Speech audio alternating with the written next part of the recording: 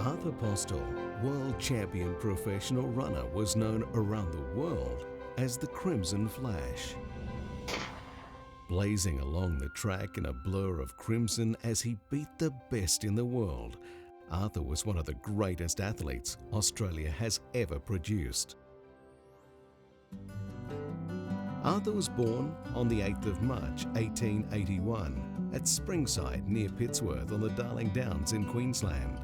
He was the second of 9 children of Arthur Postle and his English wife, Frances.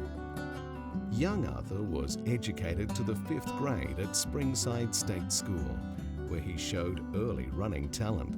From then on, Arthur was determined to become a champion runner. But the Postle family was in for some challenging times with drought, and Arthur's father was away for many months at a time droving. Much against his father's wishes, Arthur, at the age of 12, decided to run a professional race at Toowoomba's Athletic Oval. He walked 7 kilometres to Pittsworth train station to catch the only train on Saturday. The train left at 6 a.m. But Arthur missed it by 300 yards. Once he missed it, he thought, well, I've already come this far, I don't want to miss this race. So he decided to walk all the way into Toowoomba. Took him the best part of the day, and that was the only race. He raced the next day, he had to sleep that day, and then raced the very next day, and that was the only race that he lost around those times. 2 years later, at the age of 14, he returned to Toowoomba to win every event he entered. He was coached from then on by his uncle, Fred Postle, and trained on a rough running track cut in the bush on his uncle's adjoining property. He left the farm in 1899 to pursue professional running events. These events had developed during the 1890s, and the substantial prizes offered in centres such as Brisbane, Bundaberg, Gympie, Rockhampton and Charters Towers attracted runners from all states. Arthur made his stall debut in 1901, but was handicapped harshly and, although impressive, did not win. He returned again in 1903 and 1912, but again had to give too much ground to his competitors, and he was never to win this premier event. But even though the stall was to elude Arthur, he became a household name through his victories at Charters Towers and Townsville in 1904 and 5. Before a crowd of 20,000 at Kalgoorlie, Western Australia, the Crimson Flash took to the starters line in a 75-yard dash against Irish world champion R.B. Day. The tin fence was knocked down by so many people, and then the actual race, he and the Irish champion had to walk up the running track and clear a space for them to actually conduct the race. Arthur beat the reigning world champion. The Crimson Flash was on his way to World Championships. Athlete Jack Todd now took control of Arthur's training. Arthur stood 178 centimetres tall and in his prime weighed 73 kilograms. He had a remarkable starting style and was said to shoot away like a rocket. He had a particular starting position, which was always left hand was spread and the right hand was actually on the knuckles. And the first step when he took off, the right leg actually was a big step outside the arm. He was very fast out of the blocks. Not many people could keep up with him. That was his.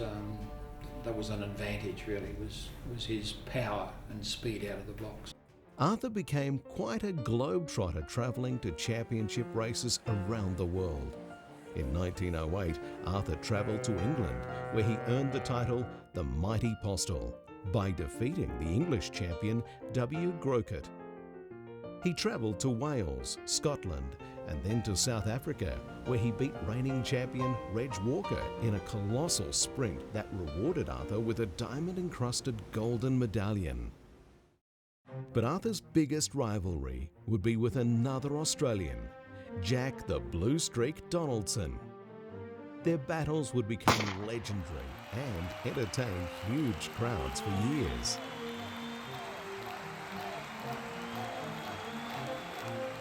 Postle defeated Donaldson over 75, 150 and 200 yards, equaling his own record for the 75 and setting a new world record for the 200. Over a long career, Arthur set many world records over 50, 60, 75, 80 and 200 yards. So just how fast was Arthur running barefoot in 1906 compared to today's sprint champions? Arthur came a close third, beaten by only 0.5 of a second. Arthur went on to marry Edna Ledbetter at Southport, Lancashire, England on the 2nd of October 1912. Arthur's wife, Edna, she was an English lady. He met her when he was running over there, and they married. And next year went into semi-retirement from running. He actually had a running shoe business at some stage where he made shoes for other runners. I think he probably recognised back in his early days when he was racing against guys that had running shoes on and he was running around in bare feet. He certainly understood the importance of running shoes. Throughout his life, Arthur maintained a passionate interest in running. Until his death, he was a familiar sight in the Winner Memorial Park, giving advice to any youngsters who cared to attend his regular coaching sessions. He used to train other runners. He had quite a number of runners from the Brisbane area. One of his greatest coaching triumphs was Norma Croker Fleming, who was the first Queenslander to win an Olympic gold medal. At the 1956 Summer Olympics in Melbourne, Norma placed 4th in the individual 200-metre race, but won the gold medal in the 4x100 metre relay, together with Shirley Strickland, Fleur Mellor and Betty Cuthbert. Arthur was recognised around the world and Australians loved him. There is a street named after him in both Canberra and Brisbane.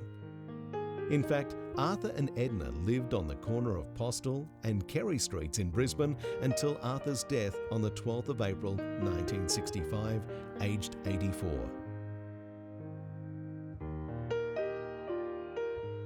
He was the world's fastest man in 1906 and won the 220-yard World Championship Cup in 1909. He is honoured every year at the Stawell Gift with the Arthur Postle Handicap, a 70-metre sprint.